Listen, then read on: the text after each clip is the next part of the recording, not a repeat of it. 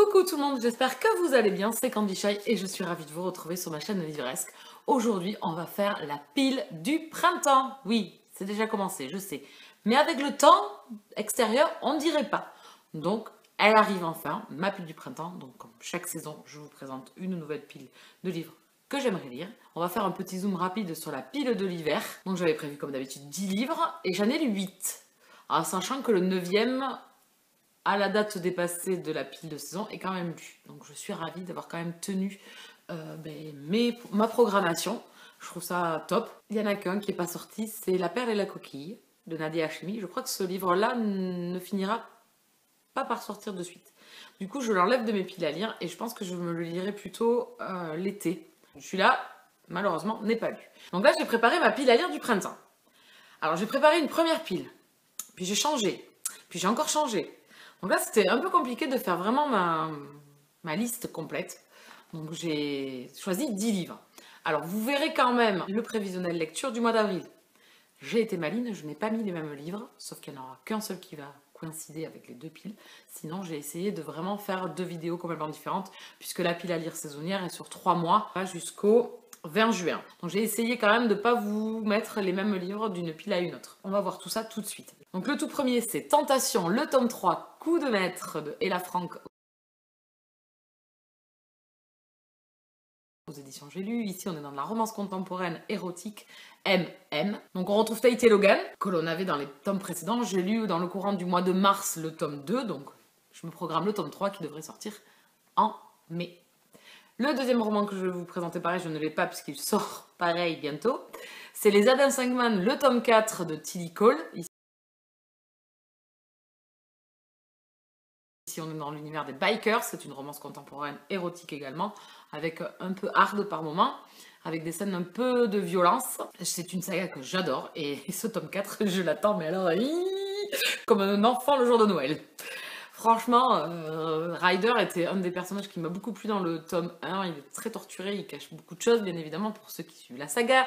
Et donc, j'ai hâte d'avoir son tome parce que je pense qu'il va être quand même pas mal. Donc, ensuite, pareil, que je n'ai toujours pas, mais qui sort aussi dans le courant de la pile printanière, c'est Charlie Davidson, le tome 12 de Darida Jones. Et oui, mais oui, un Charlie qui sort, je ne peux pas passer à côté. J'étais obligée de le mettre dans ma pile à lire printanière. Donc j'ai hâte de découvrir ce tome 12. C'est une saga d'urban fantasy que j'aime beaucoup l'univers. C'est une faucheuse, Charlie, elle est détective privée. Donc il y a des enquêtes et il y a de la romance, il y a de l'action. C'est vraiment, et c'est drôle, il y a de l'humour. C'est une saga que j'adore en urban fantasy. Pour moi, c'est l'une des meilleures. J'ai vraiment des coups de cœur à chaque fois que je lis un Charlie. Et puis bon, il y a Reyes quoi. Bon, pour celles qui suivent la saga, vous savez de qui je parle. Ensuite, que je n'ai pas non plus et qui sort dans le courant du mois de mai, c'est Les Écorchés, le tome 4 de Tilly Cole. Pareil, on est dans de la romance contemporaine érotique, mais alors plus pareil, un peu hard, dans l'univers de la mafia russe. J'aime beaucoup, le tome 3 a été un tome excellent et ce tome 4 j'ai très hâte de l'avoir puisque c'est un personnage que l'on rencontre dans le tome 3 et qu'on ne côtoie pas personnellement dans le roman mais dont on voit quelques passages et franchement mon petit estomac et mon petit cœur a tremblé et j'ai hâte d'avoir son tome. Je sais pas comment l'auteur va nous amener ça. Bon, Tilly Cole, elle y va pas vélo de la cuillère par moment. Donc c'est une saga que j'aime beaucoup. Ensuite, on a fait le tour des romans qui sont sortis. On va passer aux romans que je compte lire qui sont dans ma pile à lire. Alors, j'ai privilégié, pareil, dans cette pile printanière, que des romans que j'ai dans ma bibliothèque, que j'ai en papier. On commence tout de suite avec saga La Société, le tome 2, Mission Azerty de Angela BL. Ce roman est dans ma pile à lire depuis des années. J'avais lu le tome 1, que j'avais bien aimé. Donc c'est une romance contemporaine érotique. Dans un univers de club privé, de société secrète, voilà, et c'est un peu, enfin le tome 1 était hard quand même, était un peu brut de décoffrage le bordel, hein, voilà. Donc j'ai hâte de continuer, puis bon, c'est comme ça fait des plombes qu'il est dans ma pile à lire, je me suis dit, bon allez, je le mets, il est pas épais, allez, tu te le fais pour enfin qu'il sorte de la pile à lire. Ensuite, dans ma lancée du mois de mars, j'ai lu Le Cercle des Immortels, le tome 5, donc je me suis dit, pour continuer dans ta lancée et t'obliger à continuer, tu vas mettre le tome 6. Donc ici, on est avec Jeux Nocturnes. C'est de Sherilyn Kenyon. Ici, on est dans de la romance paranormale. C'est une saga sous fond mythologique. On est avec des chasseurs qui chassent les démons. Et j'aime beaucoup, donc j'ai hâte de retrouver Acheron et tous ces chasseurs. Et puis je me dis, voilà, comme ça, au moins, je suis obligée de m'y tenir et de les sortir de ma pile à lire, comme j'en ai quelques-uns qui m'attendent dans la pile à lire. Au moins, écoulez cela. Le Cercle des Gentlemen, le tome 1, ici, c'est Un plaisir à la mode de Kaji Charles. C'est une auteure que j'aime beaucoup, c'est de la romance historique MM. J'ai lu dernièrement d'elle, donc la petite nouvelle, tome 05, mois de mars. C'est une toute petite nouvelle de 50 pages à peu près.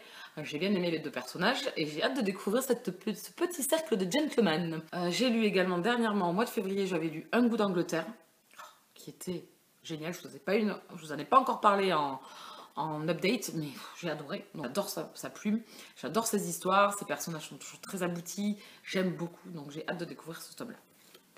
Ensuite, on reste dans le MM, parce que j'en ai quand même mis pas mal. Et parce qu'ils sont arrivés dans ma pile à lire, donc il faut les sortir. Donc ici, c'est Nuances de gris de Brooke McKinley. Pareil, on est ici dans la romance contemporaine MM. C'est un agent du FBI qui côtoie un mafieux.